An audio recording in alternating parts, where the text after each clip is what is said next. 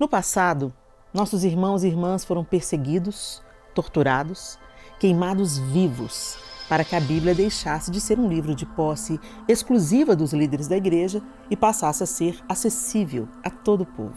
500 anos depois, todos podem ter uma Bíblia, mas a maioria prefere que apenas os líderes da igreja a leiam e expliquem para elas aos domingos. Homens e mulheres deram suas vidas para que todo crente tivesse uma Bíblia. E hoje temos a Bíblia, mas não dedicamos tempo para estudá-la. Com isso, não estou dizendo que é a leitura, o conhecimento ou o estudo das Escrituras que nos salvam do inferno, porque sabemos que somente a fé em Jesus Cristo e o arrependimento de nossos pecados fazem isso. Entretanto, é a Bíblia que nos diz como podemos ser salvos. E é ela que também nos instrui sobre como devemos viver nossas vidas, porque o Senhor não está interessado somente na salvação do nosso espírito, mas na santificação de nossas almas. Por isso, Jesus orou ao Pai: santifica-os na verdade. A tua palavra é a verdade. Foi por isso que o apóstolo Paulo instruiu aos maridos que lavassem suas esposas com água por meio da palavra.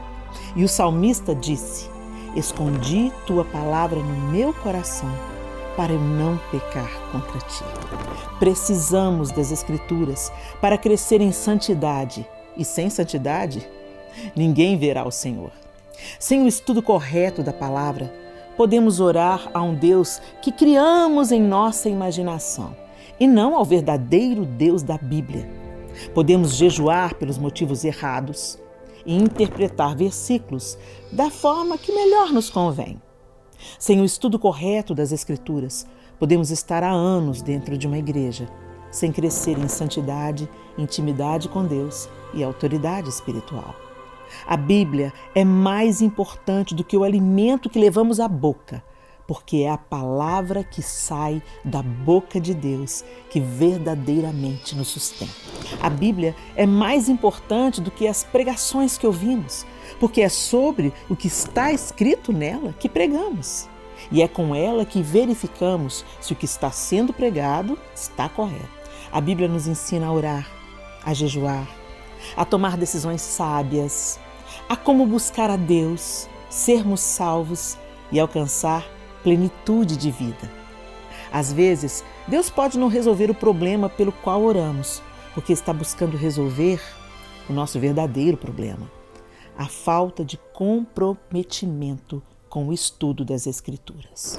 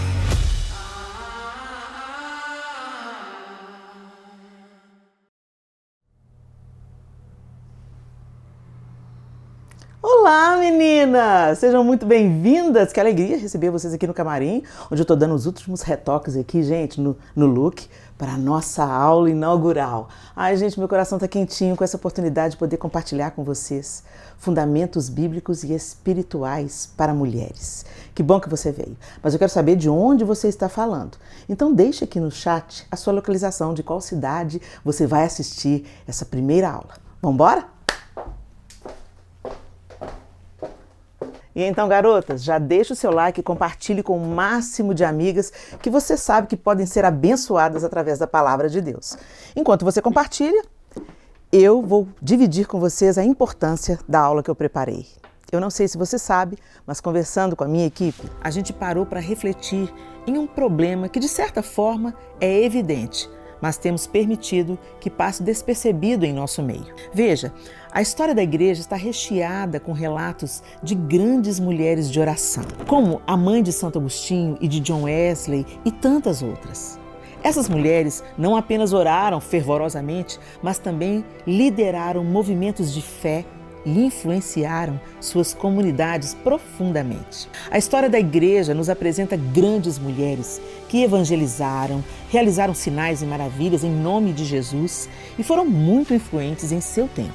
Porém, mesmo após 2000 anos de cristianismo, podemos enxergar um número muito pequeno de mulheres que se destacam por seu conhecimento profundo da palavra e que se dedicam ao estudo da Bíblia, quando comparado ao número de homens que fazem o mesmo. É comum citarmos frases de C.S. Lewis, Billy Graham e Charles Spurgeon, mas quantas frases ditas por mulheres nós conhecemos? Este é um reflexo de um problema maior. Nós, mulheres, temos um papel fundamental a cumprir neste tempo, uma vocação dada pelo Senhor, mas muitas vezes estamos perdidas, sofrendo e vivendo aquém do que poderíamos estar vivendo, porque não estamos nos dedicando a estudar a Bíblia.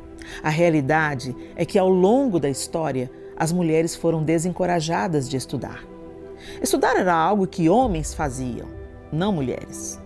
Hoje temos essa liberdade e estudamos de tudo, desde como ter uma carreira profissional bem-sucedida até como fazer um bebê dormir. Mas quando se trata da palavra de Deus, muitas vezes preferimos atalhos e caminhos mais fáceis. Talvez você seja uma mulher de oração, faça jejum e até gaste uns minutinhos toda manhã lendo um devocional. Se você faz isso, parabéns, porque isso é ótimo e não é todo mundo que faz. Mas o que te faz acreditar que você está orando certo, jejuando certo, interpretando os versículos bíblicos do seu devocional da maneira correta se você não estuda as Escrituras Sagradas? Pois são as Escrituras que nos revelam quem é Deus e como devemos obedecê-lo. Sem um estudo comprometido da Bíblia, caminhamos como alguém que manca, com a ajuda de muletas. A oração e o devocional são como uma perna forte, mas a falta de conhecimento e estudo bíblico representam a perna fraca. Por causa disso, mesmo orando e tendo tempos de intimidade com Deus, ainda precisamos de muletas. Precisamos que um pregador leia e explique a Bíblia para nós, porque não a lemos e a estudamos como deveríamos. Isso é triste, porque poderíamos estar correndo em direção aos planos e sonhos de Deus a nosso respeito, mas estamos indo a pequenos passos, mancando, por conta da nossa falta de conhecimento bíblico e relacionamento profundo com a palavra. Talvez você pense que eu estou exagerando e que o conhecimento bíblico é importante, mas não interfere na sua intimidade com Deus. Você pode acreditar que é possível ter intimidade com Deus sem estudar a palavra, mas alguns versículos bíblicos nos provam o contrário. Jesus, por exemplo, passou 40 dias jejuando e orando no deserto, mas ao ser tentado pelo diabo a transformar pedra em pão, ele disse em Mateus 4:4: está escrito, nem só de pão viverá o homem, mas de toda palavra que sai da boca de Deus. Em 2 Timóteo 3:16 e 17, Paulo diz: toda a Escritura é inspirada por Deus e útil para o ensino, para a repreensão, para a correção e para a instrução na justiça, para que o homem de Deus seja apto e plenamente preparado para toda boa obra. Ou seja, a Bíblia toda é a palavra de Deus. Foi ela que sustentou Jesus no deserto e é ela que o próprio Deus nos deu para que sejamos aptos e plenamente preparados para toda boa obra. Sem o conhecimento e estudo da Escritura, não estamos aptos para realizar as boas obras que o próprio Deus preparou para nós antes da fundação do mundo, como diz em Efésios 2:10. E vamos mais fundo. Eu imagino que todas aqui vejam o que está acontecendo no mundo. O aumento do liberalismo, do relativismo, onde não existem verdades absolutas e onde cada um pode ser e fazer o que quiser. No Brasil, ao olharmos para a política, o crime parece compensar. Ao olharmos as notícias, querem de toda forma legalizar a morte de bebês no ventre de suas mães. Nas escolas, nossas crianças aprendem mais sobre comunismo e feminismo do que português e matemática. Eu imagino que você não queira perder seus filhos ou netos para essas ideologias mundanas. Mas como combater tudo isso? Você sabe? Eu sei. Não é dizendo em quem nossos filhos têm que votar, nem de quem eles têm que gostar, nem os fazendo ouvir quem a gente gosta. Os nossos filhos precisam que nós os ensinemos a palavra, porque ela é útil para o ensino, para a repreensão, para a correção e para a instrução na justiça. É melhor ensinar a Bíblia do que ensinar sobre política. É melhor ensinar a Bíblia do que português e matemática. É melhor ensinar a Bíblia do que ficar tentando convencer nossos filhos a fazer o que a gente quer usando nossas próprias opiniões. Nossas opiniões podem não valer nada para os outros, mas a palavra de Deus é poderosa para penetrar os corações e transformar tudo aquilo que precisa ser mudado. Por isso, mulheres que estão aqui me ouvindo, nós precisamos ser as primeiras a ensinarem a Bíblia para nossos filhos e sermos referências de conhecimento bíblico em nossas igrejas e comunidades. Esse papel não é exclusivo dos homens ou dos líderes da igreja, é nosso também.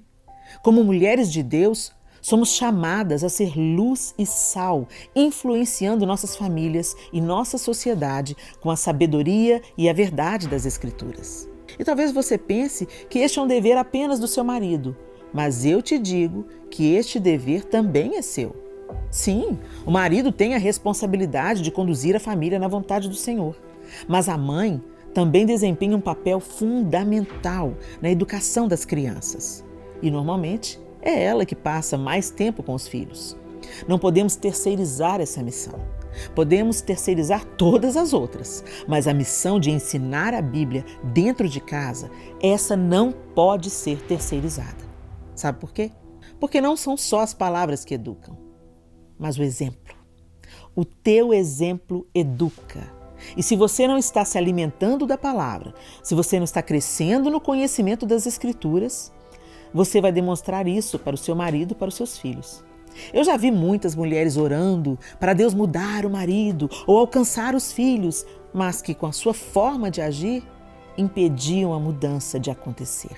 Podemos e devemos orar, jejuar, fazer devocional, mas se não crescermos no conhecimento da palavra, podemos agir ao contrário do que oramos. Por isso, se existe uma causa para a qual você deveria se dedicar, essa causa deveria ser a propagação e o conhecimento da palavra de Deus. Se você quer fazer algo realmente importante em toda a sua vida nesta terra, estude, conheça e viva conforme a palavra. Um dia, Pedro e João não tinham prata nem ouro, mas tinham o que era mais importante: poder de Deus. E por que eles tinham isso? Ao que eles se dedicavam? Atos 6,4 diz o segredo dos apóstolos. E quanto a nós, nos dedicaremos à oração e ao ministério da palavra. Percebam que não é só a oração nem só a palavra, mas os dois da mesma forma. Se queremos ser relevantes neste mundo e vencermos a guerra contra o mal que nos cerca, contra as lutas que nos sobrevêm constantemente, precisamos nos dedicar em conhecer a palavra e orar conforme ela nos ensina. Eu sei que isso não é algo que queima só no meu coração. O Senhor está acendendo isso no coração da nossa geração de mulheres. E é por isso que você está aqui hoje. E eu quero te contar a minha história. Talvez você esteja pensando, mas é claro, né? A Helena e a Bíblia andam juntas. A Helena é uma pregadora do Evangelho. Gente, nem sempre foi assim.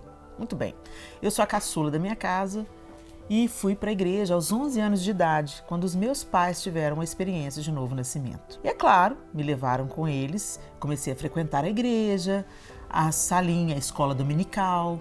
Comecei a ter ali o meu primeiro contato com a Bíblia, com as Escrituras. Muito bem, aos 14 anos eu tive uma experiência de novo nascimento no acampamento de carnaval. Ali eu entendi que eu precisava de redenção eu senti uma convicção de pecados que era algo muito real, muito forte.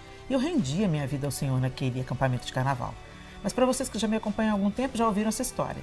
Eu costumo dizer que eu colocava Jesus no banco do carona e eu queria permanecer como volante, dirigindo a minha própria vida, tomando as minhas próprias decisões.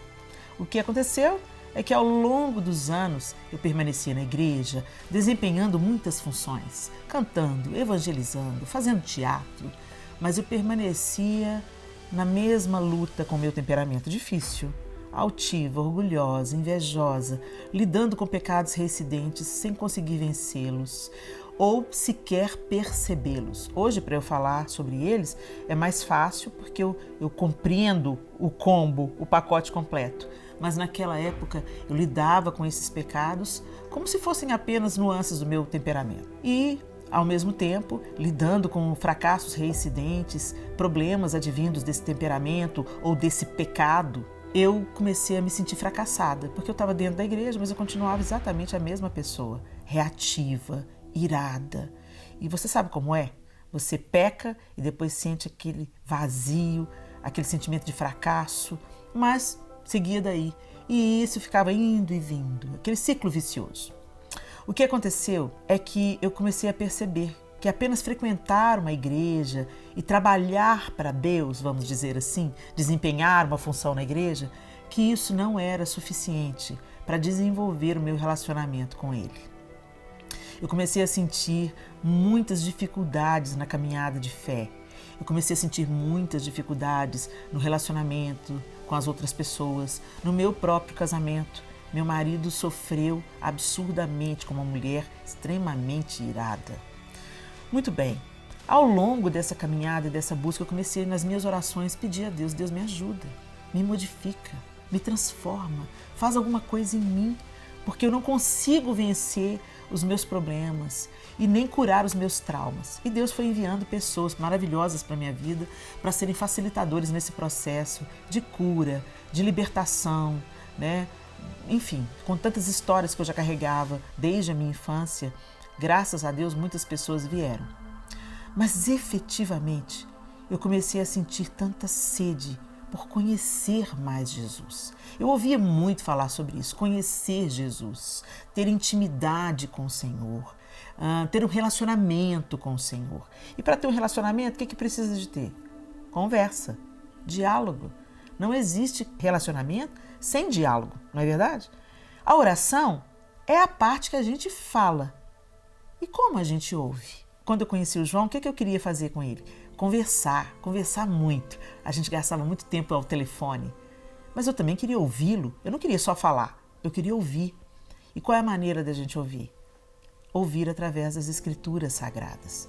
Então eu comecei a ter interesse por conhecer Jesus através da palavra. Comecei então a ler os evangelhos. Comecei a ler Mateus, Marcos, Lucas, João. E eu comecei a ler a Bíblia e comecei a ver nuances que eu não via, perceber coisas que eu não percebia e, sobretudo, eu comecei a ser confrontada com as questões do meu caráter, com as fraquezas que eu tinha, com as dores que eu carregava. Foi ali, lendo os evangelhos, que eu descobri que eu precisava de perdoar aquelas pessoas que haviam me ferido na minha infância, que o perdão estava ali descrito por Jesus Cristo, não como uma sugestão, mas como uma ordenança. Se vocês não perdoarem as ofensas que fazem a vocês, tampouco vosso Pai Celestial vos perdoará as suas ofensas.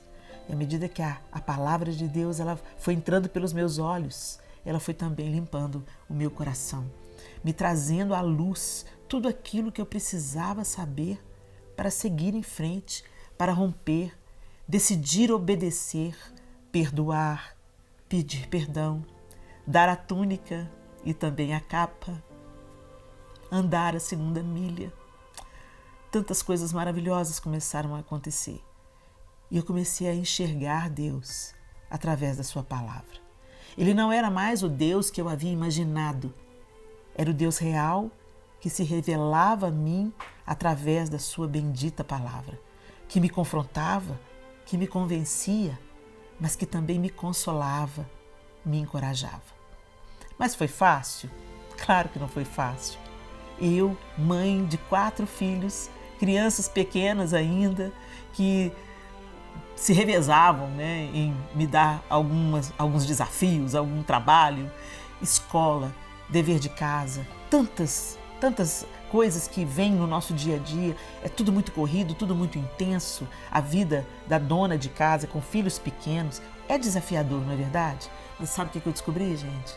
Eu descobri que a gente sempre encontra tempo para aquilo que é prioridade, para aquilo que a gente entende que é necessário para a nossa jornada. Não é só sobre cultivar uma religião, é sobre construir um relacionamento. Um relacionamento que pode ser extremamente curador e transformador. Eu me lembro que nesse meu processo de cura da alma, de confessar as coisas que haviam me ferido na minha infância, de trazer às vezes lembranças tão dolorosas à tona, eu recebi um conselho de ouro. Helena, entra no teu quarto, fecha a tua porta e vai conhecer o Deus a quem você diz que ama e serve. E foi isso que eu fiz. Fui para o meu quarto, eu separava uma hora do dia, independente do que estivesse acontecendo. Separava uma hora do dia onde as crianças estavam mais aquietadas ou na escola e separava um tempo para estar aos pés do Senhor. E ali, conversando com Ele através da oração e ouvindo a sua voz através da bendita palavra de Deus, das Escrituras Sagradas, eu comecei a experimentar uma transformação radical no meu temperamento. Eu comecei a entender que coisas que eu fazia estavam drasticamente contra a vontade de Deus. Eu comecei a entender que eu precisava de me render a Deus e pedir que o Espírito Santo me capacitasse a vencer, a perdoar, a prosseguir, a comunicar aquilo que eu não gostava de uma maneira mais adequada, que a mansidão estava disponível para mim como fruto do Espírito. Olha, como é que eu descobri isso? Lendo a Bíblia. E ali eu comecei a buscar ser mais intencional nas minhas orações. Ô Senhor, produz em mim os teus frutos, Senhor. Eu até brinco até hoje, né? Jesus, põe a mão em mim, não tira não. Me segura com as 2 mãos, Senhor, né? E eu fui, tendo conhecimento da palavra, eu comecei a ser mais intencional nas minhas orações e na minha busca. O resultado foi uma nova mulher. Ah, Deus mudou seu temperamento, Helena? Não. Mas Ele domina o meu temperamento e tudo que eu busco hoje em dia é que Ele continue me dominando cada dia mais. E quanto mais eu me exponho à leitura e ao estudo das Escrituras Sagradas, gente, tem dia que o texto parece que sai das páginas, toma vida, entra dentro de mim e me consola, me encoraja, me levanta, me esperança, me corrige. E é assim que a gente cresce. Não tem outro caminho, gente, não tem atalho. A palavra de Deus é fundamental para que a gente avance no plano, no propósito, na vontade de Deus para cada um de nós. Foi assim comigo e eu tenho certeza que será assim com você também. Eu sei que cada mulher tem a sua história, mas eu sei que o estudo da palavra é o caminho para a transformação de todas nós. Nesse momento, eu acho que você já está entendendo um pouco da onde eu quero chegar. Eu quero despertar o seu coração para mergulhar no conhecimento profundo da Bíblia. Não porque eu acho importante, mas porque o Senhor acha importante. Mas talvez você não tenha costume de ler a Bíblia, seja pela falta de tempo ou por achá-la difícil de entender, ou até mesmo por falta de prioridade, né? Às vezes acontece. Às vezes a gente só vai vivendo a vida no modo automático e esquecemos de nos dedicar às coisas mais importantes. Mas na aula de hoje eu quero te mostrar o quão bom é ler e estudar na palavra do Senhor e o quanto isso é recompensador quando começamos a ver os frutos em nossa vida. Quando a palavra começa a produzir um novo comportamento em nós. E isso faz com que nos tornemos exemplo para outras mulheres e referências em nossas igrejas. É maravilhoso quando vemos o nosso dia a dia mudar, porque estamos fazendo escolhas mais sábias, mais alinhadas com a palavra de Deus. Isso não tem preço. E também não tem atalhos. Precisamos plantar para colher. Precisamos estudar a Bíblia para colher o que a Bíblia diz, aquilo que o Senhor nos promete. Mesmo sabendo disso, talvez estudar a Bíblia seja algo difícil para você, mas eu vou te mostrar que pode se tornar um momento de prazer. Antes de abrir as inscrições do meu curso, eu gostaria de te mostrar como esse ambiente de estudo da Bíblia pode ser prazeroso. É literalmente uma atmosfera em que podemos mergulhar nas Escrituras Sagradas. Eu peguei um pouquinho dos módulos do curso e das aulas para você sentir como será e vamos estudar nos próximos minutos. Pega papel e caneta para o nosso estudo juntas. Vamos lá?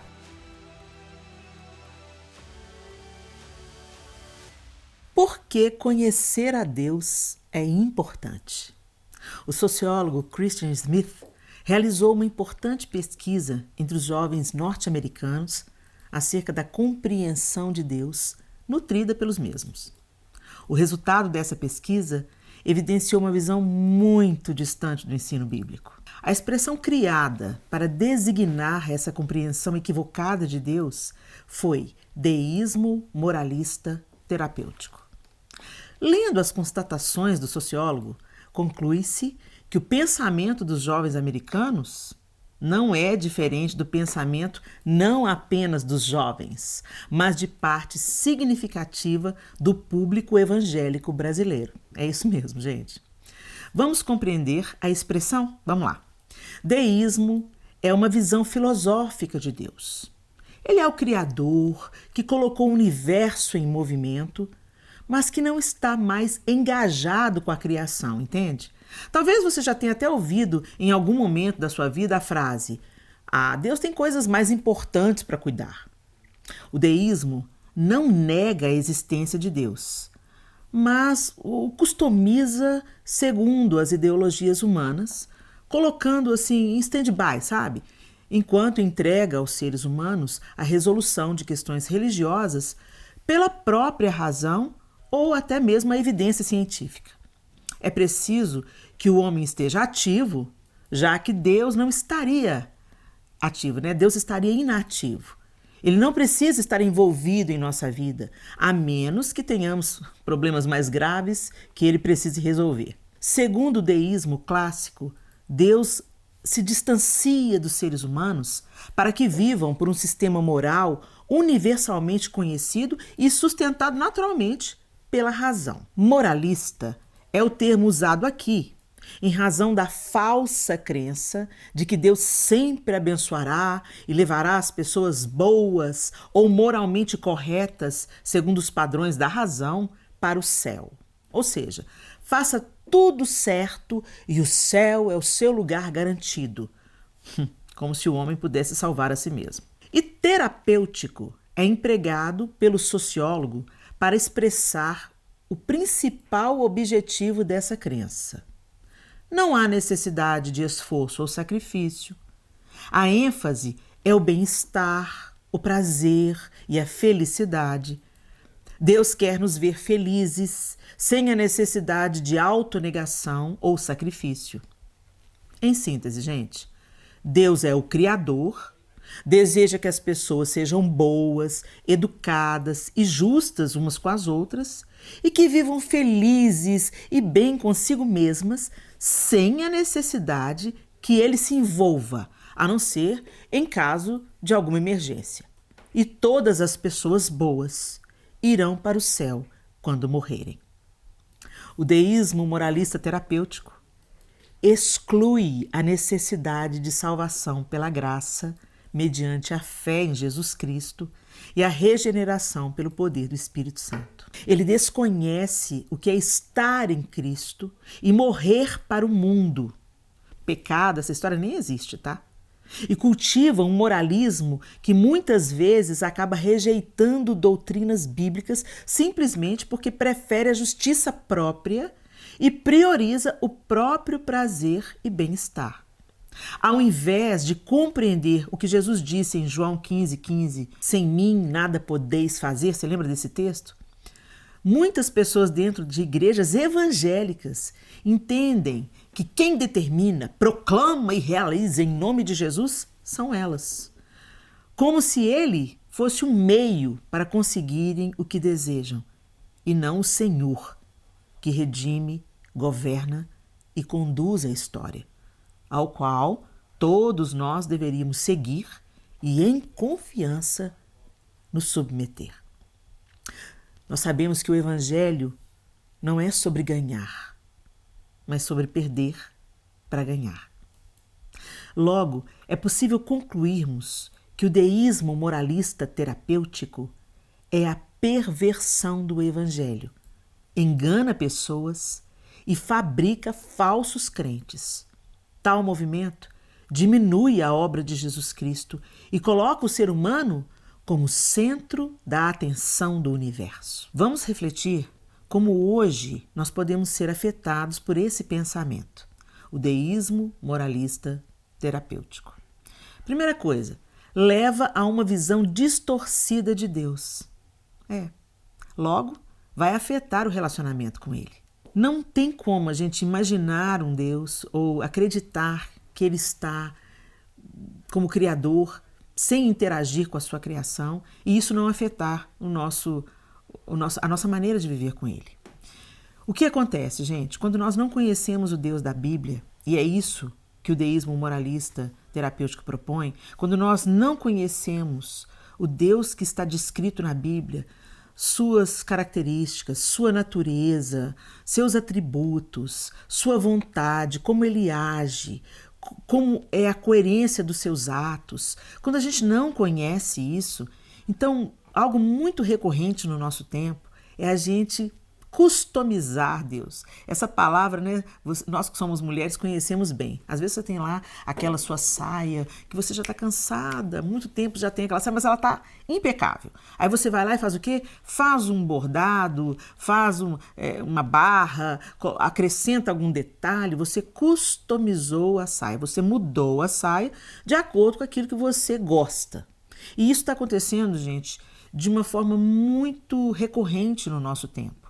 Quando nós não conhecemos o Deus das Escrituras, seus atributos e tudo isso que eu disse aqui, a gente começa a imaginar um Deus e normalmente ele é formado segundo os nossos próprios conceitos, preconceitos, opiniões pessoais ou até influenciado pela nossa educação, a cultura onde nós estamos inseridos.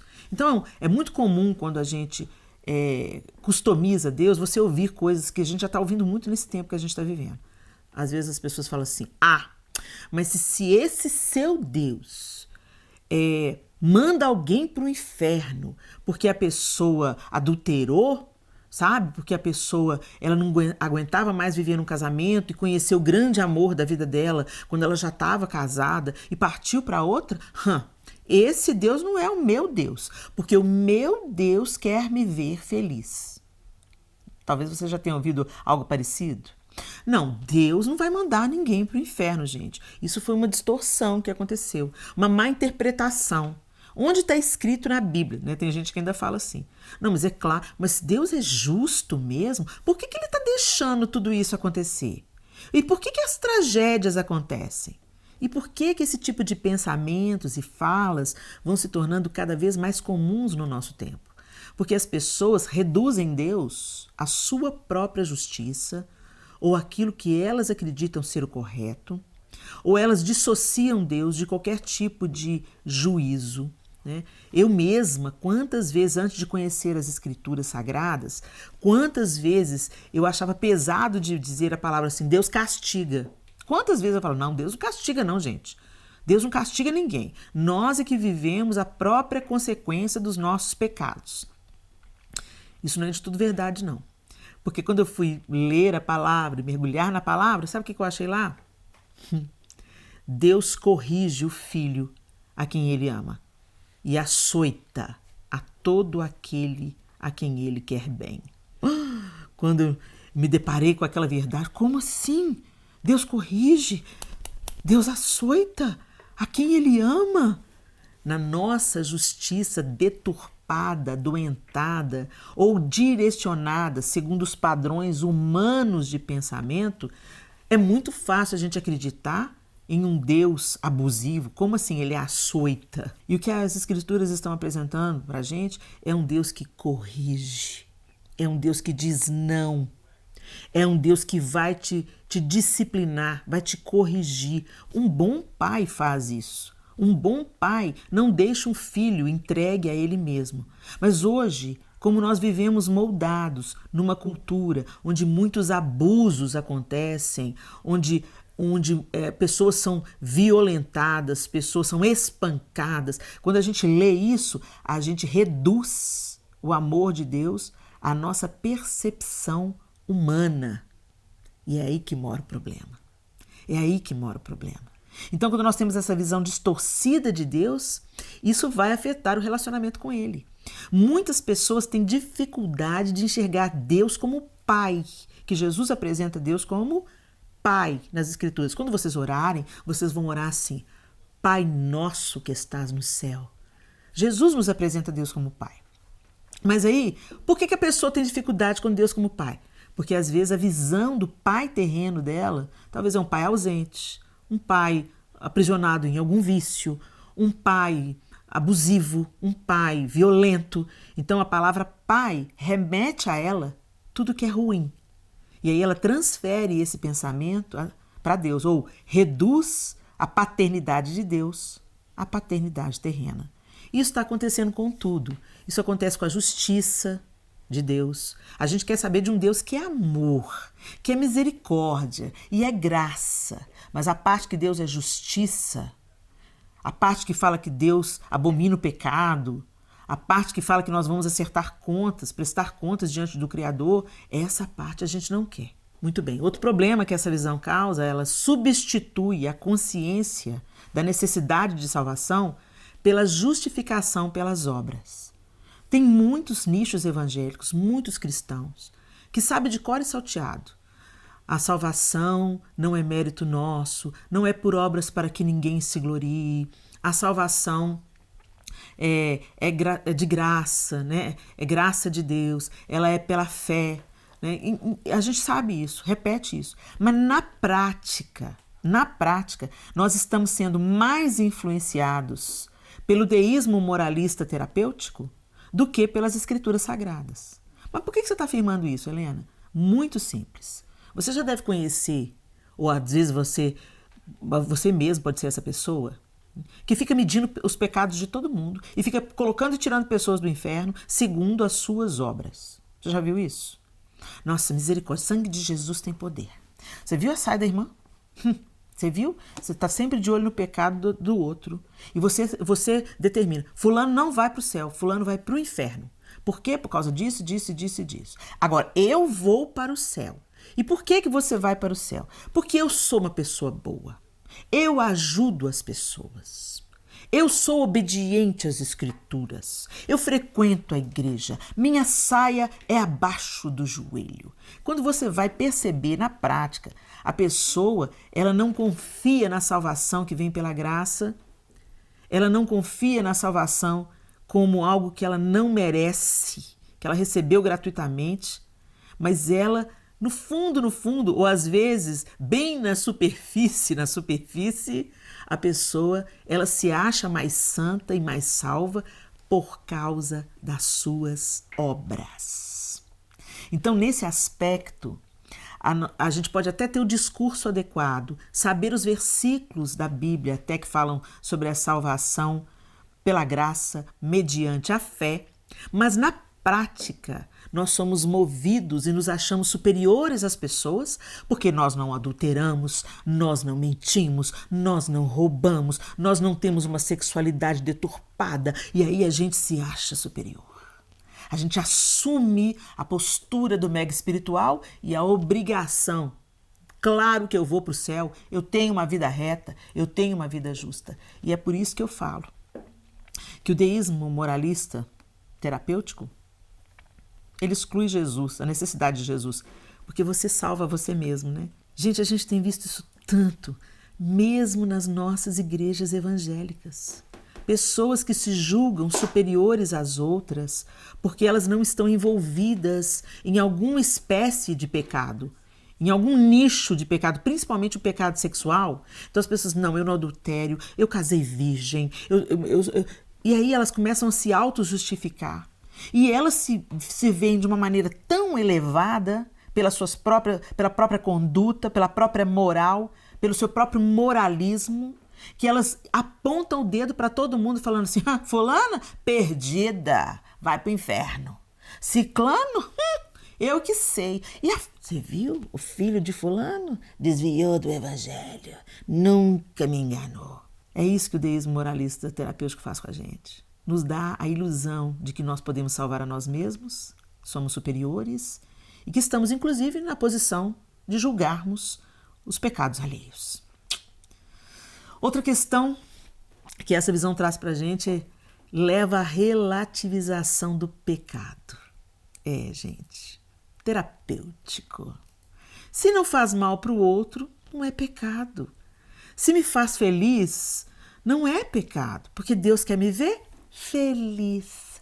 Sério? Será que é isso que a Bíblia diz? Será que é isso que esse livro aqui... Por que será que esse livro é tão perseguido, né, gente? Por que será que ele é tão marginal em algumas nações? Proibido, inclusive. Por que será? Porque ele fala a verdade. Verdades desconfortáveis. Ninguém quer ouvir que esse tipo de atitude A, B ou C é pecado. Pecado, inclusive, em algumas igrejas liberais está sendo riscada essa palavra. Não é pecado, é erro. Não é pecado. Pecado é pesado, é equívoco, engano. Pecado, não. Mas a Bíblia chama de pecado. Por isso que é importante nós entendermos. A Bíblia diz, pois todos pecaram e destituídos estão da glória de Deus. Quando nós relativizamos o pecado, não queremos assumir como pecado, a gente fala assim, mas eu nasci assim. Não é pecado, eu nasci assim. Por isso que a Bíblia diz que eu preciso nascer de novo. Porque sem um novo nascimento, ninguém verá a Deus. Então eu ter nascido assim, sabe a síndrome de Gabriela? Eu nasci assim, eu cresci assim, você sempre é assim. Não, gente. É por isso que Jesus disse que precisa acontecer um novo nascimento. Você nasceu da carne, agora você precisa nascer da água e do Espírito. Você precisa se tornar uma nova criatura em Cristo Jesus. Você precisa de abraçar a salvação que só Jesus Cristo tem para dar. E a partir desse encontro, dessa reconciliação com Deus Pai, através do sacrifício de Jesus Cristo, sermos moldados nele, sermos santificados nele. Como, Helena? Nos tornando imitadores dele. O apóstolo Paulo, orando pela igreja na Galácia, se eu não estou enganado, aos Gálatas, ele escreve, eu estou gemendo até que Cristo seja formado em vocês. Isso é santificação. Isso é santificação. Até que em mim sejam vistas as características de Cristo. Até que Cristo seja vista na minha maneira de falar, na minha maneira de agir, na minha maneira de tratar os meus funcionários, na minha maneira de tratar os meus negócios, na maneira que eu pago as minhas contas, na maneira que eu vivo a vida prática, na maneira que eu amo o meu marido, na maneira que eu cuido dos meus filhos. Mas nesse relativismo, nessa negação do pecado, em busca de uma pseudo-felicidade. Felicidade, gente, é quem teme o Senhor. A Bíblia diz o quê? Feliz é quem teme o Senhor e anda nos seus caminhos. E muitas vezes a nossa pseudo-felicidade, advinda do nosso prazer carnal, vai ter que ser sacrificada, vai ter que ser submetida à obediência de Cristo, para que a gente passe então a de verdade desfrutar da vida, da alegria, das bem-aventuranças que vem de Jesus. Ainda falando dessa questão da felicidade, que é uma coisa tão perseguida hoje, e por isso muitas vezes muita gente nega esse estilo de vida que confronta pecado.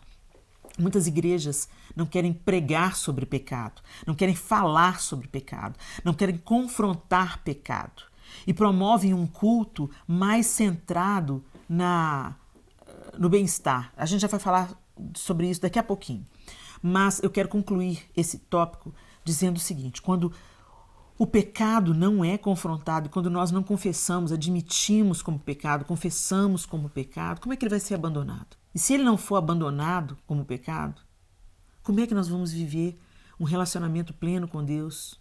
E como é que Jesus vai ser formado em nós? Vocês entendem como que é sutil, mas é mortal?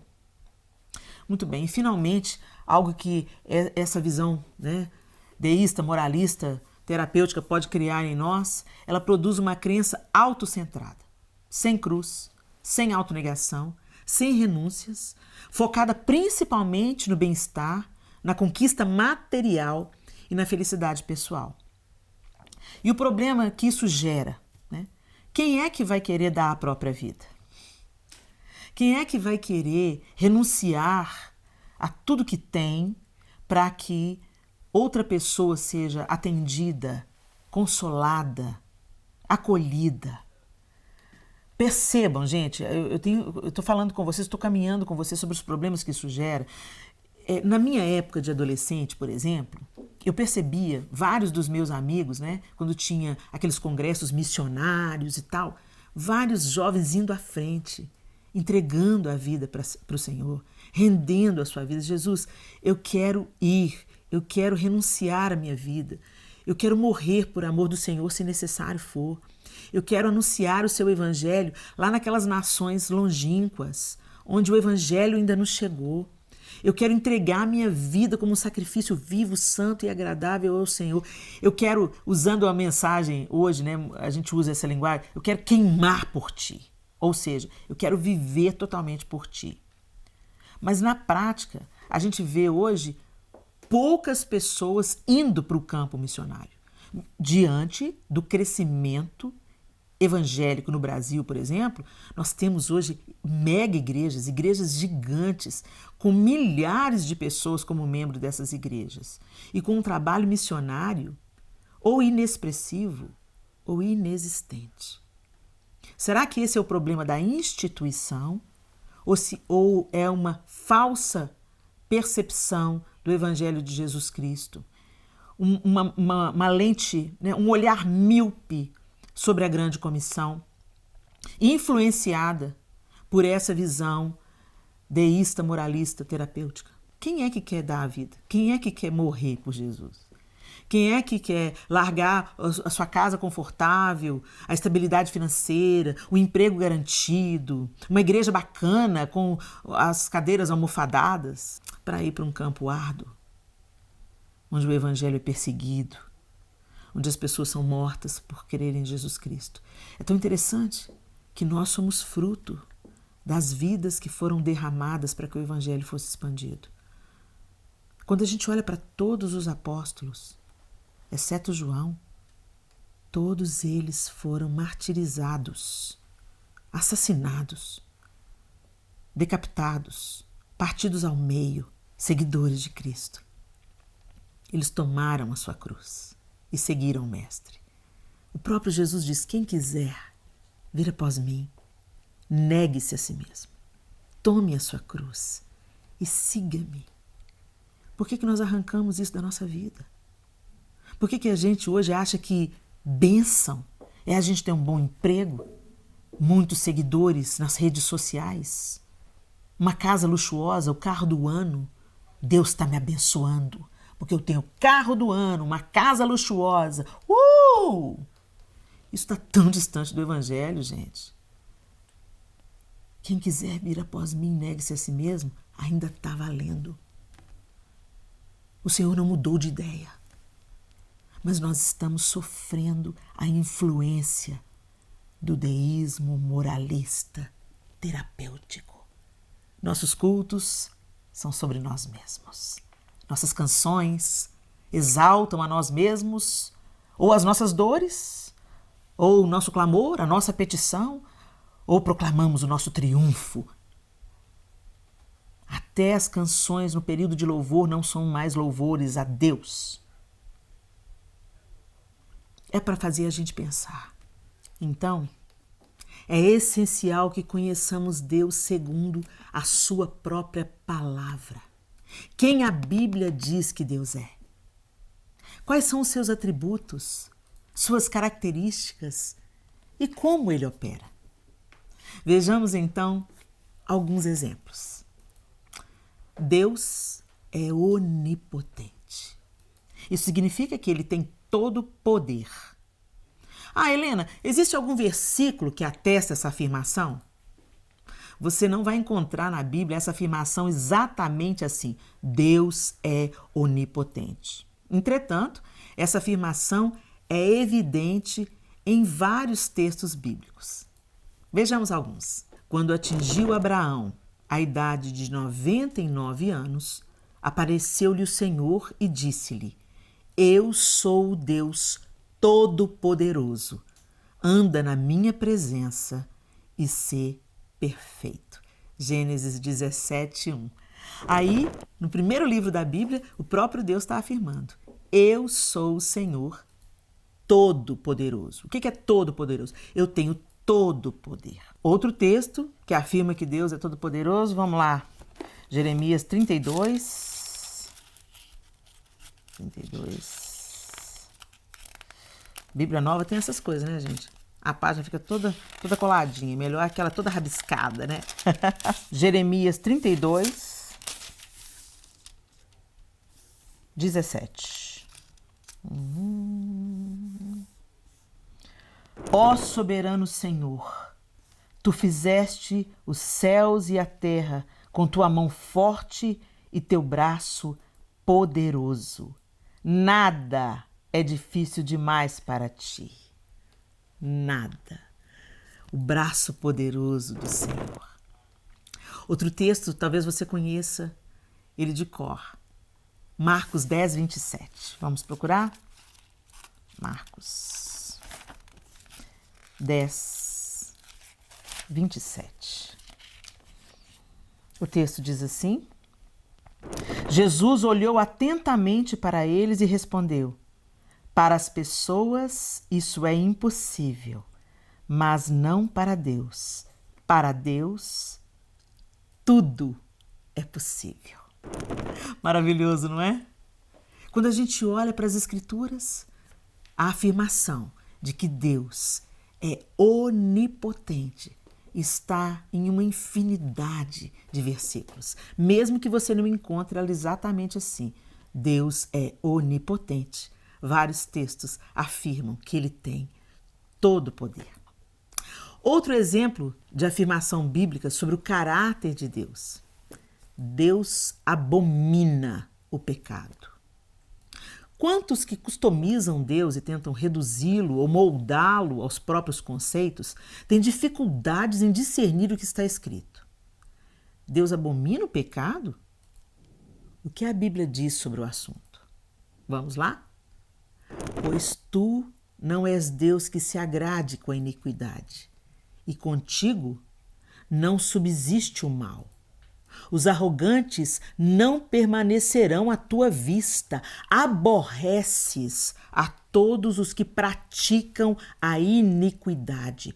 Tu destróis os que proferem mentira. O Senhor abomina ao sanguinário e ao fraudulento. Salmos 5, do verso 4 ao verso 6. Olha essa afirmação. Algumas pessoas dizem assim: ah, não, Helena, como assim? Deus abomina o pecado? Mas a gente mesmo usa essa frase, né, gente? Não, Deus ama o pecador, mas não ama o pecado. Mas esse texto que a gente está dizendo, Deus abomina ao sanguinário e ao fraudulento, ou seja, aquelas pessoas que já ouviram sobre pecado, aquelas pessoas que já receberam a palavra do Senhor, aquelas pessoas que já foram advertidas sobre a maneira de vida que elas vivem e elas escolhem permanecer no pecado. Deus estendeu seu amor a toda a humanidade. Deus entregou seu único filho para que todo aquele que crê não perecesse, mas tivesse a vida eterna. Deus pôs a mesa e convidou todos para o banquete, mas tem gente que não quer. É importante quando a gente lê as Escrituras que nós compreendamos. Por isso que em muitos lugares a Bíblia é um livro não bem-vindo. Por quê? Porque ele diz a verdade que as pessoas não querem ouvir. E você já deve ter começado a ouvir aqui no Brasil as pessoas dizendo: não, temos que atualizar esse livro. Não, esse livro não pode. Não, talvez aqui. Uma artista falou, né? Não, a gente precisa de modificar a Bíblia, porque não é uma Bíblia que cabe mais, né, no século XXI.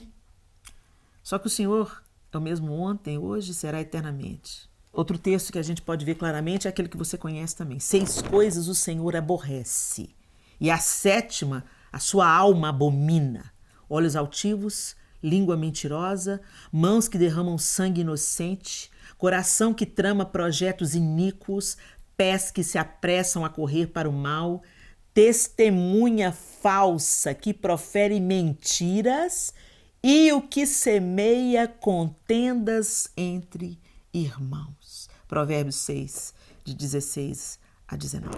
A palavra diz que o Senhor abomina esse tipo de coisas, que ele detesta esse tipo de coisas. Semeia contenda entre os irmãos. Gente, se a gente tivesse a consciência de que Deus abomina aquele que semeia, aí, ó, a palavra está sendo direcionada para a pessoa. Aquele que semeia, testemunha falsa, que profere mentiras, e o que semeia contendas entre irmãos. É forte isso, né, gente? Tem umas palavras que confrontam a gente mesmo, mas isso é maravilhoso, porque é no confronto que há crescimento, gera arrependimento, posicionamento, diante de, às vezes, verdades. A gente tentando, às vezes, tornar uma verdade mais agradável, a gente não está ajudando ninguém, não.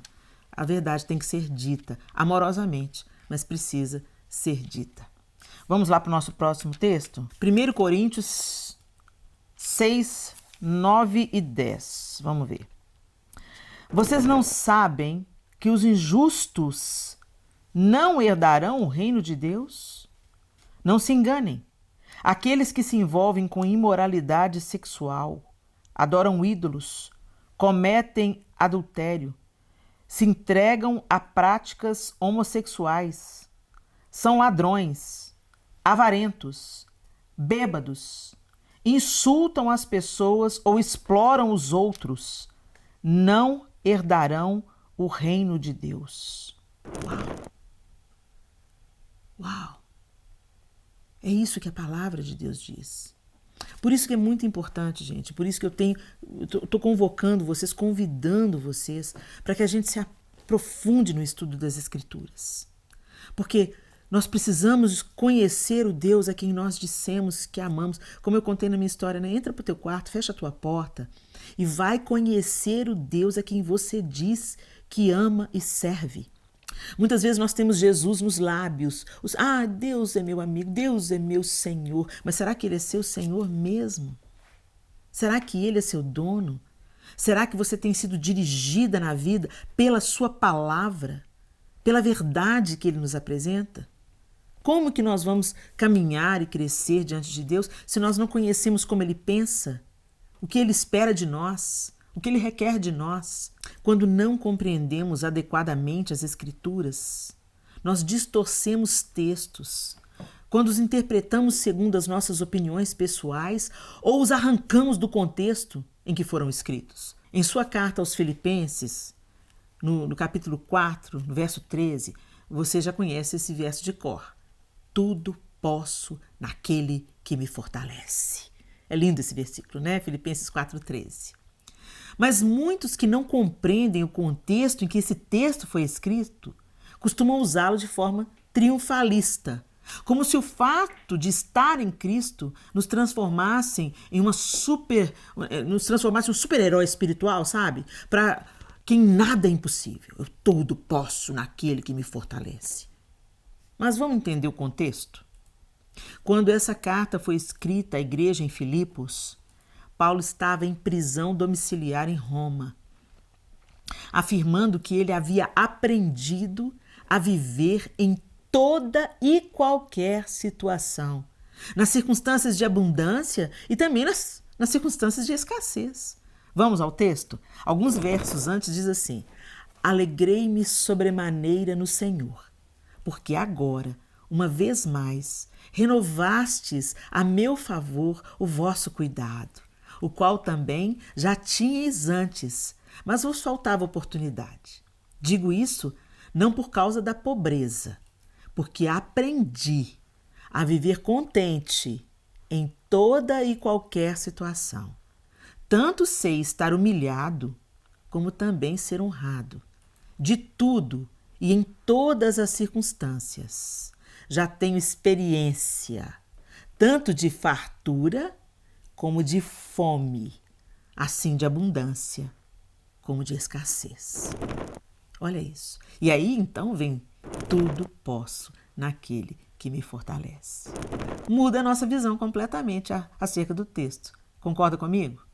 Então, por isso, gente, é importante a gente entender o texto bíblico, como ele foi escrito, o que estava acontecendo naquele contexto ao redor de Paulo, né? Ele estava preso, ele estava em angústia, impossibilitado de ir ou vir. A gente não sabe como estava o estado de espírito dele ao longo desses anos que ele ficou preso. Mas a gente sabe o que está sendo afirmado, que ele aprendeu.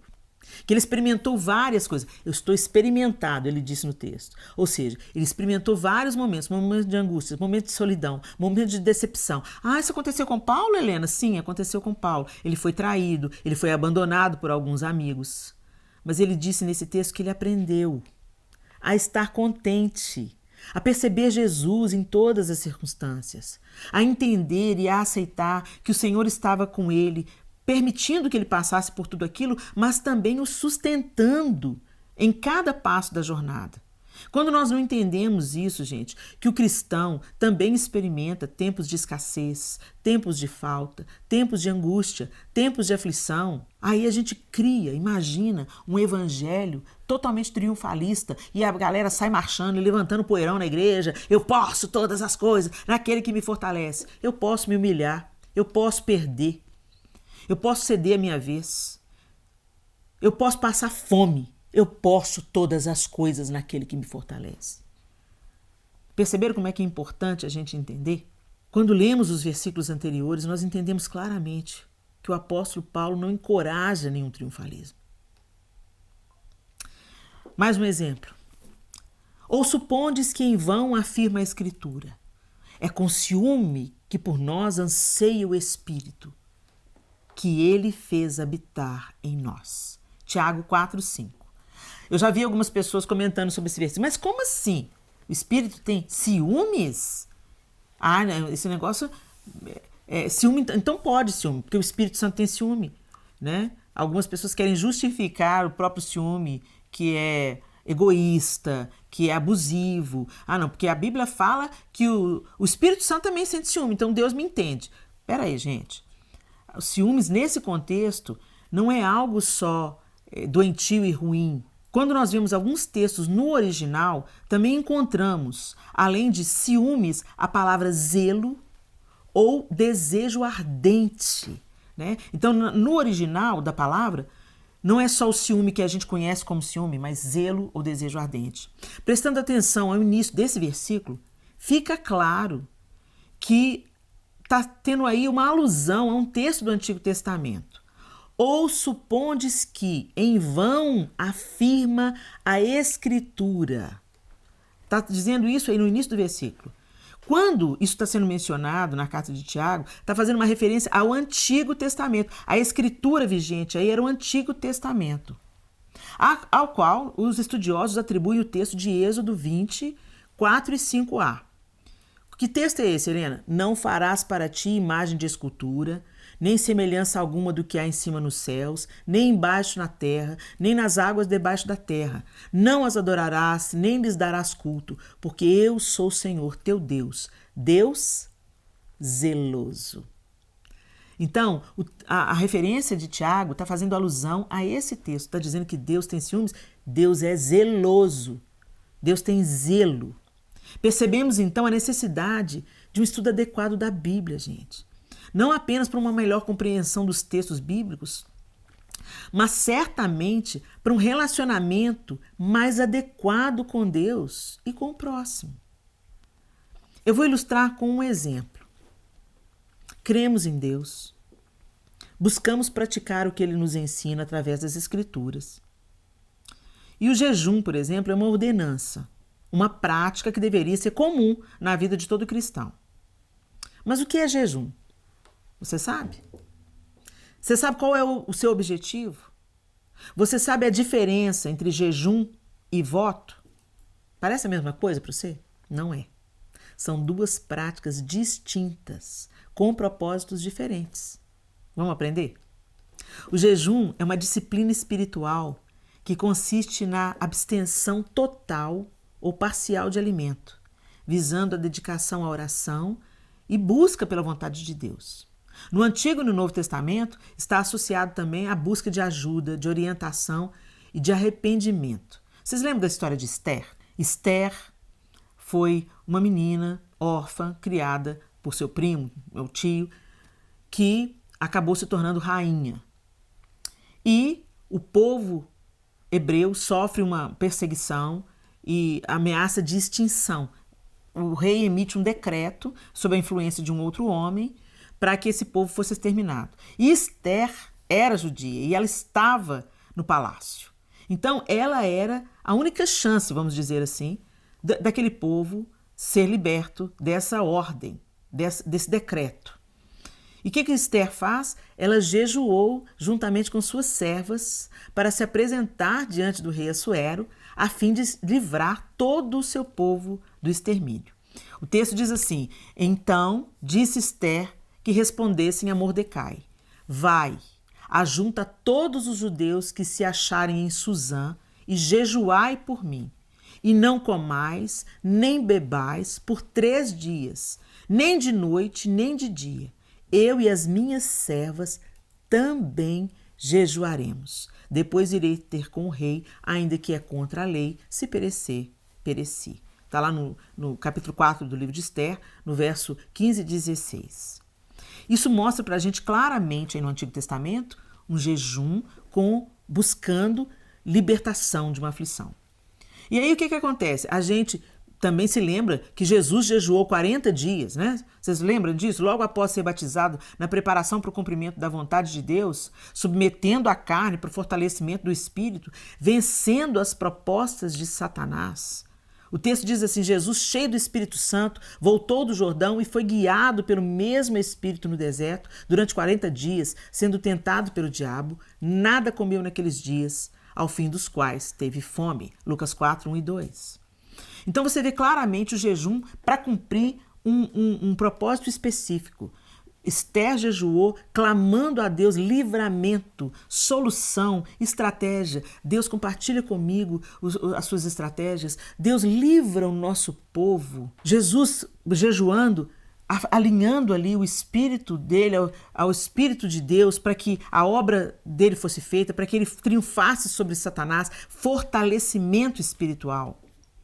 E voto, gente? Voto é a mesma coisa que jejum? Não, o voto é cumprir um acordo estabelecido previamente, caso Deus responda ao pedido feito positivamente ou que deve ser cumprido para expressar devoção e gratidão. Ana, você se lembra da figura de Ana, que era estéril? Ela faz um voto quando pede a Deus um filho e devolve Samuel em consagração total a ele. O texto diz assim: e fez um voto dizendo: Senhor dos exércitos, se benignamente atentares para a aflição da tua serva, e de mim te lembrares, e da tua serva te não esqueceres, e lhe deres um filho varão, ao Senhor o darei por todos os dias da sua vida, e sobre a sua cabeça não passará navalha. Isso é um voto. Essa é uma das disciplinas espirituais que eu aprofundo nesse curso. São lições essenciais para a vida cristã que muitas de nós não sabem como aplicar de forma prática e fundamentada na Bíblia. Conhecer Deus através das Escrituras Sagradas e compreender suas características e seus atributos através de uma análise cuidadosa do verdadeiro sentido de um texto nos levará a um relacionamento mais adequado com ele, o que certamente vai reverberar em todas as áreas da vida. Por isso, dedicamos um módulo inteiro para abordar esse tema. Conhecer Deus através das Escrituras Sagradas e compreender suas características, seus atributos, através de uma análise cuidadosa do verdadeiro sentido de um texto, nos levará a um relacionamento mais adequado com ele, o que certamente vai reverberar em todas as áreas da vida. Então eu quero dizer para você, como é que você está levando a sua vida hoje? Vida prática, cuidando dos filhos, cuidando do marido, trabalhando, servindo na igreja. A sua maneira de viver está sendo influenciada pelo conhecimento de Deus e das Escrituras Sagradas? É isso que o Senhor quer fazer. Transformar a nossa vida prática, cotidiana, através de um relacionamento alinhado com Ele, através do conhecimento de quem Ele é, nas Escrituras Sagradas. Querida, não se deixe enganar. Sim, nossos filhos requerem atenção, mas não são eles que nos impedem de buscar ao Senhor. A casa requer nosso cuidado, mas também não é ela que nos impede de estudar as Escrituras. Podemos trabalhar fora e nos ocupar com muitas coisas, mas nada disso é a causa de não encontrarmos tempo e energia para se relacionar com Deus por meio do estudo de Sua palavra. O verdadeiro problema é que o seu primeiro amor pelo Senhor está se esfriando. E eu sei disso porque você já não busca a Deus como um dia buscou. Eu sei como é. A gente se converte, fica apaixonada por Jesus, come Bíblia, não perde um culto se deixar, serve em todos os ministérios, mas aí vem a primeira frustração. A irmã do ministério faz uma reclamação que faz seus olhos abrirem para um problema que você não tinha percebido. O cansaço da rotina e a ausência de pessoas à sua volta apaixonadas como você te faz ir deixando a leitura da Bíblia de lado. Você olha à sua volta e, infelizmente, parece que o normal é ser um crente morno. O normal é ir aos cultos de domingo, servir em um ministério se der e se dedicar à família. Se não der para ler a Bíblia, tudo bem. Se não der para orar, não tem problema. Ninguém precisa saber de nada, desde que a gente vá aos cultos e adore com entusiasmo na hora do louvor. Só que não amar ao Senhor de todo o coração, com toda a força e entendimento, é um pecado que rotulamos como dificuldade. Então, não enxergamos nossa falta de empenho em buscar ao Senhor como pecado, algo que devemos nos arrepender e mudar. Nós enxergamos como uma fraqueza normal, que é ruim, mas não é tão grave. A verdade é que um dos maiores sinais de que amamos ao Senhor com todo o nosso coração é que desejamos conhecê-lo intensamente. E a Bíblia é a nossa maneira de conhecer ao Senhor. Não estudar a Bíblia levanta uma bandeira de que seu amor pelo Senhor está se esfriando, sua fome por Deus está diminuindo. E a falta de apetite é um dos primeiros sinais de que estamos doentes. Eu não estou aqui para te condenar e dizer que você é menos crente porque não estuda as Escrituras como eu. Nada disso. Eu estou aqui para te dizer que o seu estado é grave e necessita de arrependimento, mas também para te dizer que eu já estive onde você está e eu precisei de ajuda. Eu precisei que outras pessoas me fortalecessem na fé e no amor pelo Senhor e que me auxiliassem no estudo das Escrituras. Talvez você esteja sem forças para começar a ler a palavra como deveria, estudando com afinco e buscando as minúcias de cada texto. Talvez você saiba que ainda precisa conhecer mais o Senhor, mas os problemas são tantos que essa não parece ser uma boa hora. Ou pode ser que você queira mais de Deus, queira conhecê-lo de forma mais intensa através das Escrituras. E sinta que chegou a hora de ir mais profundo no Senhor. Seja lá qual for a sua situação, eu quero te dizer que todas nós aqui, precisamos nos posicionar. O diabo não nos dá um tempo para resolver um problema de cada vez. O mundo não quer saber se você autorizou seu filho a saber mais sobre as ideologias antibíblicas. O feminismo tem crescido e, com ele, mulheres têm perdido seus filhos para o mundo, perdido suas famílias para o pecado, e a sua distração tem nos mantido paralisadas e indiferentes diante de todo este problema. Precisamos dar uma resposta a tudo isso, como uma grande família em Cristo que somos. Mas não vamos dar ao mundo nossa própria opinião ou tentar debater qual é a melhor forma de cada um viver a sua vida. Vamos dar uma resposta na palavra. Vamos abrir a boca e falar a Bíblia, porque o Evangelho é o poder de Deus para salvar. Precisamos nos tornar cartas vivas, a Bíblia que o mundo vai ler e ouvir. Mas para isso, precisamos nos dedicar no estudo das Escrituras. E como essa missão não é só sua, mas é nossa, eu criei algo para que todas nós pudéssemos crescer juntas na palavra. O melhor de tudo é que, além de nos fortalecer, o que eu vou compartilhar é capaz de mudar a vida de cada uma aqui. E neste momento, eu quero te convidar a participar do meu novo curso, Fundamentos Bíblicos e Espirituais para Mulheres. Eu planejei este curso para ser o nosso plano de preparação e estudo. Muitas vezes, a gente se prepara para uma carreira, para ser mãe, para um ministério, mas não se prepara para vencer o mundo, o diabo e a nossa carne. E como a gente se prepara para isso? Estudando a palavra. Só que este curso não vai ser somente um lugar para te ensinar a Bíblia, como muitos outros cursos fazem. Não vai ser algo cansativo, onde eu vou abrir a Bíblia e ficar só jogando informações para você.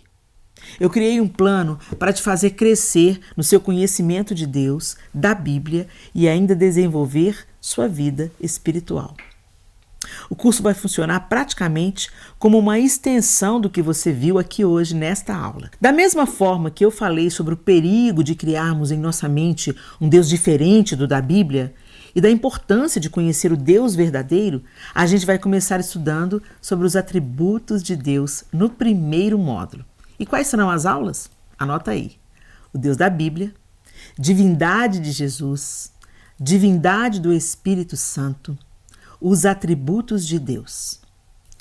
Deus é eterno, Deus é imutável, Deus é onipresente, Deus é onisciente, Deus é onipotente, Deus é soberano, Deus é amor, Deus é justiça, Deus é bom, Deus é santo, Deus é sábio, Deus é perfeito, Deus é único e Trindade. Cada um destes tópicos é uma aula. Quando essa paixão pela palavra começou a arder no meu coração, ai, gente, como eu gostaria de ter um plano de estudo como esse que eu construí nesse curso e eu estou compartilhando com você. Então, depois de crescermos no conhecimento de Deus, vamos focar em estudar mais precisamente as Escrituras. O objetivo aqui é simplificar essa jornada do seu relacionamento de estudo da palavra, aprofundar esse relacionamento com a Bíblia através do estudo. Então, as aulas do segundo módulo vão abordar a Bíblia e sua origem, o Antigo e o Novo Testamento. As divisões do Antigo Testamento, você sabia que existiam as divisões entre o Antigo Testamento? Os livros de sabedoria serão uma aula, os livros proféticos, nós vamos entender quais são esses livros proféticos, os livros canônicos e apócrifos. O que é apócrifos? Vamos falar sobre isso. Cristo em toda a Bíblia. Você sabia que a Bíblia de Gênesis a Apocalipse apresenta a pessoa de Cristo? Os evangelhos, ai, o coração fica até quentinho. As cartas paulinas, que eu sou apaixonada. Outras cartas, além das cartas paulinas. O Apocalipse é um assunto tão em voga. As igrejas da Ásia. Nós vamos falar sobre Éfeso, Esmirna, Pérgamo, Tiatira, Sardes, Filadélfia e Laodiceia. As 7 igrejas da Ásia. Helena, mas o que isso tem a ver com a igreja hoje? Tudo a ver. Você vai descobrir no curso. Por fim, o terceiro módulo vai tornar o primeiro e o segundo módulo em algo mais prático ainda. A gente não quer apenas conhecer a Deus. A gente quer continuar conhecendo e se tornar semelhante a Ele. A gente não quer conhecer a Bíblia, a gente quer continuar conhecendo e viver conforme a palavra. E o que nos ajuda a fazer isso são as disciplinas espirituais. E o terceiro módulo vai tratar só disso. O que são as disciplinas espirituais? Você talvez nem saiba que elas existem, né? Mas elas são tão importantes para a vida prática, gente. Para a nossa vida como mãe, como filha, como esposa, como cristã, como empreendedora, como profissional. Nós vamos falar sobre as disciplinas interiores, que são a meditação. Então nós vamos ter uma aula só sobre meditação, sobre a oração. Nós vamos falar sobre jejum, nós vamos falar sobre o estudo, nós vamos falar também sobre as disciplinas exteriores, que são também a simplicidade e a solitude. Vai ter uma aula só sobre a simplicidade, uma aula só sobre a solitude. Disciplinas associadas. O que é isso, Helena? A confissão, a adoração, a orientação, a celebração e prática das disciplinas espirituais na vida cotidiana. Muito legal, não é? Nós estamos preparando tudo isso com muito afinco, muita dedicação. Eu tenho certeza que esse conteúdo vai mudar a sua perspectiva e o que vai, claro, redundar numa outra maneira de viver a vida. Eu sei que este caminho que vamos percorrer dentro do curso já é suficiente para mudar o seu relacionamento com Deus e a sua maneira de viver a palavra no dia a dia. Mas eu também sei que algumas aqui precisam de uma palavra específica para resolver talvez um problema urgente, direcionado. Por isso eu preparei mais algumas aulas bônus super especiais. Mas só para ficar claro, essas aulas bônus são exclusivas para aquelas que se inscreverem hoje até as 23h59. Elas são para quem tem urgência e querem aprender mais sobre as seguintes áreas. Batalha espiritual. Às vezes nós temos um formato, né, sobre batalha espiritual, o que é? Vou lutar contra demônios e tal, vou aprender a fazer mapeamento espiritual. Gente, a batalha espiritual é alguma coisa bem mais próxima do que a gente possa imaginar e que a gente tem que lidar no nosso dia a dia. É menos fantasiosa e mais real. E nós precisamos de falar sobre isso. Como que você luta as suas guerras espirituais aí no contexto da sua casa. Emoções na Bíblia. Meu Deus, quantas de nós nos tornamos escravas das nossas emoções? Somos movidas pelas nossas emoções. As emoções são legítimas. Foi Deus quem nos deu as emoções, não é isso? Mas quantas vezes, emocionadas demais, metemos os pés pelas mãos e fugimos do propósito do Senhor para cada uma de nós. Finanças à luz da Bíblia. Precisamos falar sobre isso, queridas. Por quê? Quando as finanças vão mal, as coisas costumam tomar um tom complicado dentro de casa, nas relações. Algumas mulheres têm uma tendência a abusarem demais nos gastos. Entramos num consumismo, num projeto que não é o projeto de Deus para nós. Então vamos falar sobre isso de uma maneira franca e leve também. Casamento baseado na Bíblia. Às vezes a gente pensa que o casamento é baseado em Hollywood.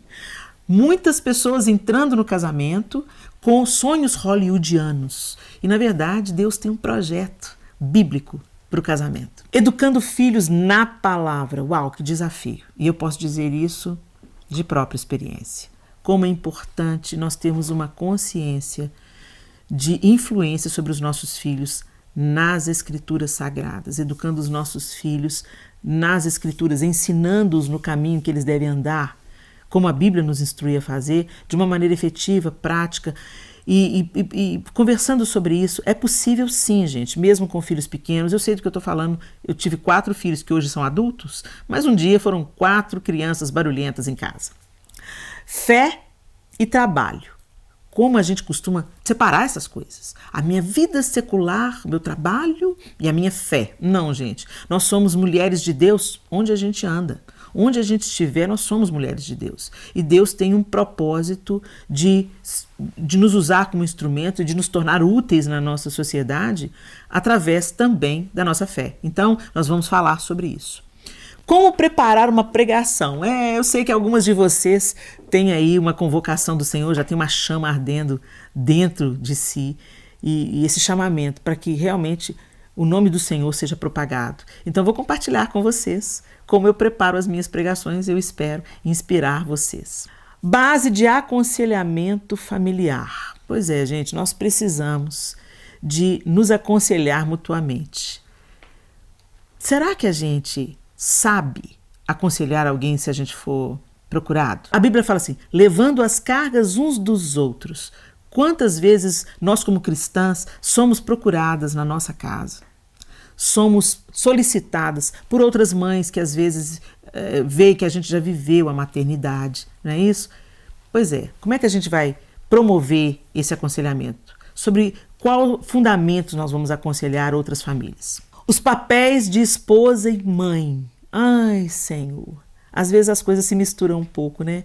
Depois que a esposa se torna mãe, ela esquece que é esposa. E a gente tem que se lembrar que os nossos filhos, eles estão com a gente por uma temporada que vai ser linda, maravilhosa, barulhenta, onde nós vamos aprender muito, mas que nós vamos permanecer esposa, pelo menos essa é a vontade de Deus, mesmo depois que os nossos filhos forem construir suas próprias famílias. Então a gente precisa de entender muito bem o nosso papel como esposa, como a gente pode nutrir isso, e como mães. E essas duas coisas, elas não devem conflitar entre elas. Muito pelo contrário, elas podem caminhar juntas e nós sermos bênçãos, tanto quanto esposas, como quanto mães. E identidade da mulher em Cristo. Ah, nossa identidade, tão atacada, não é? Ah, eu não posso, eu não sou inteligente o suficiente, eu não dou conta, eu não consigo, eu fracassei como mãe, como esposa eu deixo a desejar. Como nós somos culpadas. E o Senhor quer transformar essa nossa identidade, firmar a nossa identidade em quem Ele é e nos planos que Ele tem para cada uma de nós, né? O Senhor fala na sua palavra para o seu povo: eu é que sei que pensamentos que tenho sobre vós, pensamentos de paz e não de mal. E eu gosto da tradução que diz: para te dar uma herança e um propósito. E o Senhor tem propósitos a nosso respeito. Mas para isso a nossa identidade precisa ser alinhado a Ele. Bem, gente, vocês que acompanham o meu ministério sabem que isso não é um meio de vida para mim. Este curso não é algo que eu estou fazendo com os mesmos objetivos que o mundo faz. Eu tenho como propósito capacitar mulheres no conhecimento das Escrituras para que elas sejam curadas, sejam fortalecidas e vivam aquilo que o Senhor preparou para elas. Mas fazer um projeto como este tem um custo, e ele não é baixo. Se ir ao mercado hoje já é difícil, porque tudo está caro, imagina só o quanto não custa fazer um projeto como este, onde temos mais de 20 profissionais envolvidos. Por segurança, o preço do curso deveria ser muito maior, para termos a certeza, de que conseguiríamos pagar todos os custos. Mas junto com a minha equipe eu decidi que era fundamental que ele fosse acessível. Então eu sei que 90% de quem está aqui agora pode se tornar membro do curso Fundamentos Bíblicos e Espirituais para Mulheres pelo preço que estipulamos. Por isso, se você quer mergulhar mais profundo no Senhor e passar seus próximos meses estudando comigo, no seu tempo, no seu ritmo, sem qualquer pressão, porque espiritualidade não se mede usando métricas de desempenho, Clique no link que minha equipe está enviando agora no chat e faça sua inscrição no curso. Assim que você terminar de se inscrever, volta aqui e escreve: "Tô dentro", para eu saber quem já vai estar comigo nesse propósito de conhecer mais a Deus e a sua palavra. E tem uma coisa importante. Ao finalizar a sua inscrição, você recebe automaticamente 7 dias de garantia para acessar as aulas e ver se era o que você esperava. Se por qualquer motivo dentro deste prazo você chegar à conclusão de que não vai seguir em frente comigo e outras centenas de mulheres, basta cancelar a sua inscrição e a gente devolve 100% do seu investimento sem qualquer questionamento. É importante você saber que a liberação das aulas acontecerá à medida que evoluir os módulos. Ou seja, as aulas estarão disponíveis fase a fase. Então, clique no link do chat e faça sua inscrição sem medo de se arrepender. Pessoal, nós preparamos esse curso com todo cuidado, capricho e intencionalidade, para que você de fato sofra um processo de transformação ao longo de cada aula, de cada módulo, que o Espírito Santo ministre ao seu coração poderosamente e te revele a pessoa de Cristo, o caráter de Deus, que o Espírito Santo mude a sua mentalidade na maneira como você se relaciona com o seu próximo. E nós fizemos isso com todo o afinco, com todo o capricho, com toda a nossa dedicação, porque entendemos que aquilo que a gente faz para a glória de Deus deve ser feito com excelência. E eu estou torcendo aqui para que você caminhe junto comigo, para que a gente possa crescer juntos e que isso seja realmente uma virada de chave, uma outra fase da sua vida depois desse curso. Estude a Bíblia. Não aceite qualquer coisa. Questione os ensinos que você recebe. Abra as Escrituras Sagradas. Busque conhecimento de Deus, para que você não sucumba a um falso ensino, ao engano, a um falso evangelho, principalmente nesses dias difíceis que vivemos. Que você seja encorajada e que você conheça mais e mais o Senhor. Me permita orar por você? Ó Deus, nós te agradecemos por essa oportunidade tão maravilhosa de termos a tecnologia a serviço do reino. Termos, Senhor, essas ferramentas que o Senhor nos entrega para que a Tua palavra seja ministrada, para que pessoas sejam inspiradas, despertadas, para que o Senhor ocupe realmente o trono do nosso coração, o centro dos nossos afetos e para que conheçamos mais o Senhor através das Escrituras Sagradas. Pai, eu quero colocar diante do Senhor cada uma dessas mulheres que esteve comigo até agora. Que cada uma delas seja despertada, Senhor, para a necessidade de conhecer o Senhor, porque cremos firmemente que a partir disso, todos os nossos outros relacionamentos, nossas realidades, são drasticamente afetadas pela Tua pessoa, por quem o Senhor é, por aquilo que o Senhor faz, pela Tua palavra. Ó Deus, abre as portas que o Senhor precisa abrir diante das minhas irmãs, aquelas que anseiam participar desse momento, fazer esse curso. Deus, manifesta a Tua glória, o Teu poder na provisão das condições para que minhas irmãs venham estar com a gente nesse curso, para que elas sejam transformadas, encorajadas, inspiradas e se tornem também inspiradoras de outras mulheres, de outras pessoas, mães que ensinem seus filhos as Escrituras Sagradas, mulheres que sejam auxiliadoras idôneas de seus maridos, filhas, amigas, irmãs, que sejam portadoras da Tua palavra que consola, que exorta, que ensina, que transforma, que cura, que liberta. Em nome de Jesus. Amém e amém.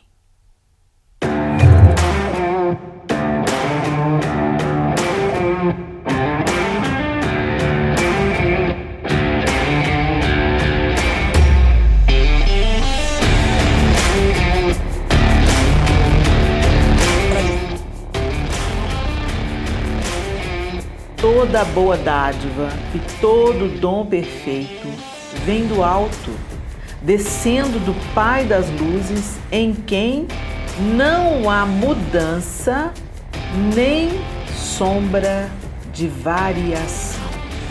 Ele não muda.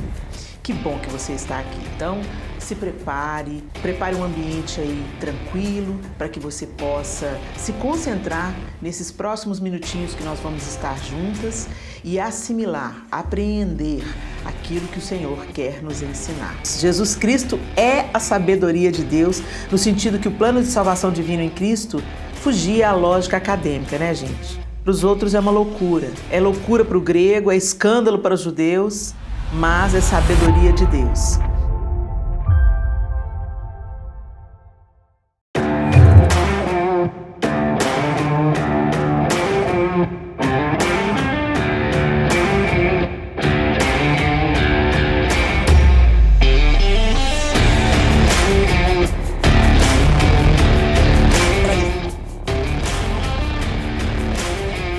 Toda boa dádiva e todo dom perfeito vem do alto, descendo do Pai das luzes, em quem não há mudança nem sombra de variação. Ele não muda. Que bom que você está aqui. Então, se prepare um ambiente aí tranquilo para que você possa se concentrar nesses próximos minutinhos que nós vamos estar juntas e assimilar, apreender aquilo que o Senhor quer nos ensinar. Jesus Cristo é a sabedoria de Deus, no sentido que o plano de salvação divino em Cristo fugia à lógica acadêmica, né, gente? Para os outros é uma loucura. É loucura para o grego, é escândalo para os judeus, mas é sabedoria de Deus.